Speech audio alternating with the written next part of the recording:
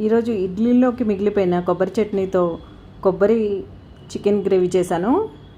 చాలా యమ్మీగా టేస్టీగా వచ్చింది. ఒకసారి ఈ రెసిపీ మీరు కూడా ట్రై చేయండి.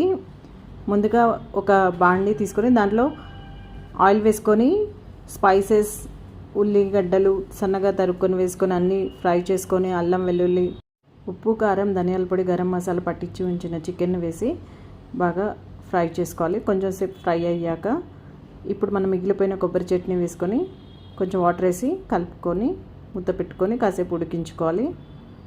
కొంచెం బాగా ఉడికిపోయిన తర్వాత కొత్తిమీర, ఉప్పు వేసుకొని మరి కాసేపు ఉడికించుకోవాలి. మీరు కావాలంటే ఇలానే సిమ్లో కాసేపు మగ్గించుకొని తీసేసుకోవచ్చు. నేనైతే ఇక్కడ కొన్ని నీరు పోసి కొంచెం సేపు మూత పెట్టి ఉడికించాను.